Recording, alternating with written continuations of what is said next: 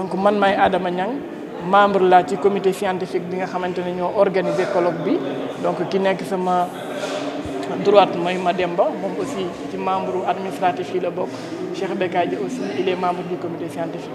donc li tax ñu dajaloo fi tey fii ci université Iba Der Thiam bu Thiès ci auditorium bi mooy dañuy def lu ñoo tuddee colloque interuniversitaire muy xew-xew boo xamante ne mën nañu wax ne mi ngi doog a am ay étudiants di organiser xew-xew bu toll nii. li tax ñu koy organiser nag du dara lu fexe ba wan nit ñi rek étudiant nekkul ne xeex rek moo ko tax a jóg étudiant nekkul ne di revendiquer ay bourses rek moo ko tax a jóg mais étudiant li ko tax a jóg encore une fois mooy muy wane la bonne voie. parce que comme xam nañ ne étudiants yi ñoom ñooy jeunes yi jàng donc war nañoo mën a jël ay initiatives yoo xamante ne dinañ permettre jeunes yi ñu jéem a xool seen avenir ci cadre social ci cadre économie nan la ñuy fexee ba mu gën avenir bi nga xamante ne moom la nekk di dund tey. loolu moo tax ñu dajale étudiants yi nekk ci université Sénégal yëpp man mii di wax ak yow UCAD laa jóge kii nekk sama ndeyjoor mi ngi jugee IAM kii nekk sama càmmoñ mi ngi jugee université Ziguinchor ak ñeneen université yëpp am nañ fi ay représentants tey. donc li tax loolu mooy wane ne kon tey ay étudiants yu bari ñoo dajaloo ci cadre comité interuniversitaire bi pour liggéeyal li nga xamante ne moom mooy colloque bi nag ñetti fan la war a durer. ñetti fan yooyu nag nit ñi dañuy inscrire buñ ñëwee bu conférence inaugurale bi jàllee tey suba dina am bis bu am solo ndax li ci am solo mooy panel yi ay professeurs a koy def ay étudiants ak ay professionnels ñoo koy modérer ba pare dañuy am temps di échanger ak professeurs yi ci question yi leen jaaxal donc professionnels yi dañuy ñëw di indi seen ay vécu professionnel ci li nga xamante ne loolu mooy li soxal ndaw ñi li soxal nit ñi de façon générale.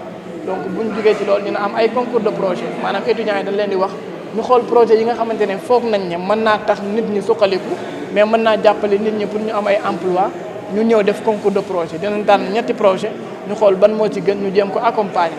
dina am aussi ay communication scientifique ndax loolu mooy wane ne étudiants yi dañoo war a gëstu dañoo war a def la recherche donc après loolu dimanche incha allah dañuy def ay ateliers yi nag moo gën a intéressant ndax professionnels yu bari dañuy ñëw.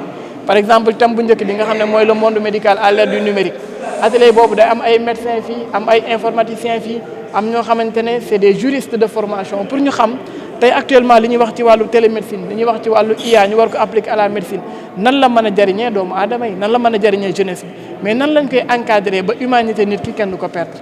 donc loolu moo tax atelier yooyu day am solo mu war a nekk dimanche bi bu ko defee bu ñu paree dina am cérémonie de clôture ñu leen ci invité yéen ñëpp parce que cérémonie bu mag lay doon comme bi incha allah. xalaat yi ñu fiy taataan bu ñu paree incha allah ak comité de suivi bi ñu nar a teg dañu bëgg wax professeurs yi ba ñu signé accord yooyu yëpp ba ñu gis ne lii kat loo xamante ne buñ ko appliqué dundu ndaw yi mën naa gën a yëwét bu ko defee comme ñun université bu nekk am nañ fi ay représentants ñu jéem a def de telle sorte que xalaat yooyu àgg ci ndaw ñooñu moo xam ci ay débat lañ koy def moo xam ci ay séminaire lañ koy def moo xam ci beneen façon bu gën a adapté par rapport ak université bu nekk ñu organiser ko foofu pour que xalaat yi jóge fii bañ a yam juste ci 200 personnes yi ndax ñun ñëpp xam nañ ne étudiants yi c'est des milliers donc 200 personnes yi fi teew rek nekkuñu étudiants yi donc nan la ñuy fexee ba xalaat yooyu étudiants yi mën koo jëmmal ci seen université yi mais au-delà des universités ñu mën koo jaareele ci ndaw ñëpp ndax étudiants yi comme ni ma ko waxee sànq ci tubaab ñoom ay ndaw lañ donc comme ñoom ñooy la crème ndax ñoom ñoo gën a jàng ci ndaw ñi ñoom ñoo war a wane yoon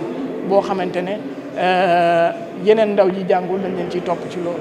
lan mooy perspective yi mooy comme li ma wax sànq bu ñu paree incha allah dinañ jéem a xool chaque année nan la ñuy organiser waatee événement bu mel nii moo xam université Thiès lañ koy def moo xam université bu Dakar lañ koy def moo xam université bu UGB lañ koy def mais ñu jéem jëmmal ko comme ça étudiants yi di am ay cadre d'échange ndax cadre d'échange yi ñu gis yëpp peut-être parfois c'est pas adapté ndax ça coûte cher mais li tax ñu wàccee ko ba inscription bi nekk 10 000 rek parce que dañu bëgg attirer le plus d'étudiants ñoom aussi ñu am ay plateformes d'échange yu leen di mën a permettre ñuy wax seen xalaat di wax li nga xamante ne foog nañ ne buñ ko defee seen tey dina yéwén mais seen ëllëg aussi dina yéwén. On peut dire que le colloque interuniversitaire c'est une première initiative estudiantine. Ça regroupe l'ensemble des étudiants des universités publiques, des écoles et instituts du Sénégal. Moi qui vous parle, je viens de l'université Cheikh Anta Diop de Dakar. Actuellement, nous sommes recueillis par l'université Iba Der Thiam de Thiès. Il y a d'autres à ma droite, vous avez un étudiant de l'école polytechnique UAM de Diamniadio. Il y a des étudiants venant de l'université Hassan Seck de Ziguinchor, des étudiants venant de l'université Cheikh Ibrahim Niass de Sine Saloum. Donc, même les étudiants de l'UGB sont représentés.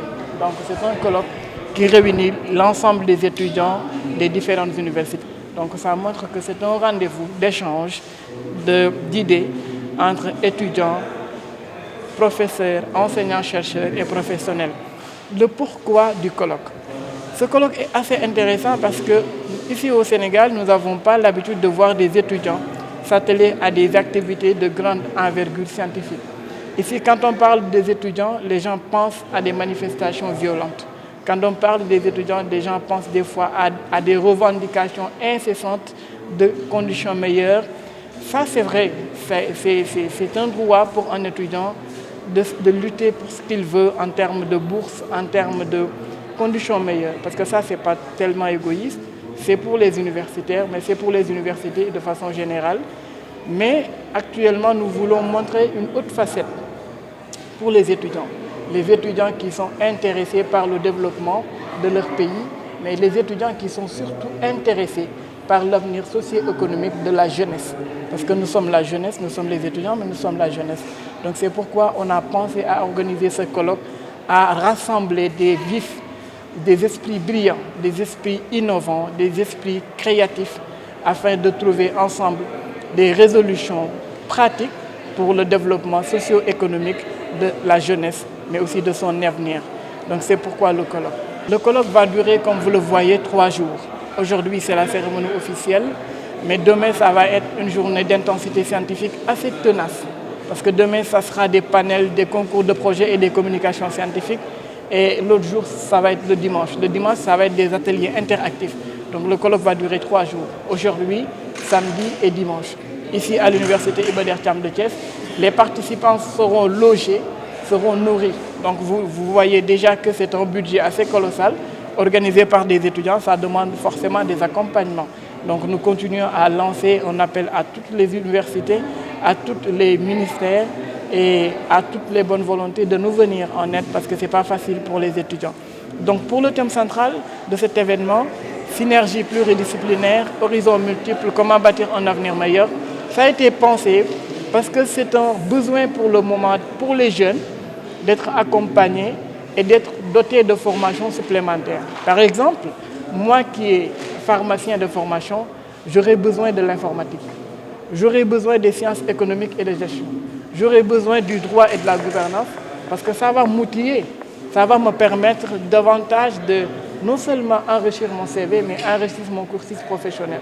Donc c'est à cette lancée que nous voulons appeler les étudiants de se former de façon multilatérale, mais aussi de faire de telle sorte qu'ils auront des branches à partager avec les autres branches. Genre, ne plus se dire que je suis étudiant en médecine, donc je me limite à la médecine. Je suis étudiant en pharmacie, je me limite à la pharmacie. Je suis étudiant en gestion, je me limite à ça. Mais essayer d'explorer les autres branches de formation, essayer de partager de façon professionnelle les autres branches de connaissances qui existent dans l'université. Déjà, il y a un comité de suivi qui sera mis en place. Le comité de suivi, son rôle sera de recueillir toutes les résolutions et de faire des partages, peut-être même pourquoi pas des séminaires de formation avec l'ensemble des jeunes, parce que comme je vous l'ai dit tout à l'heure, l'organisation est si intéressante que dans chaque conseil universitaire, genre dans chaque université, il y a des représentants. Donc on pourra prendre ces résolutions-là, de faire des débats avec les universitaires, avec les étudiants, de leur montrer qu'il y a des voies pratiques, il y a des résolutions plus faciles, il y a d'autres approches à envisager pour un avenir socio-économiquement meilleur.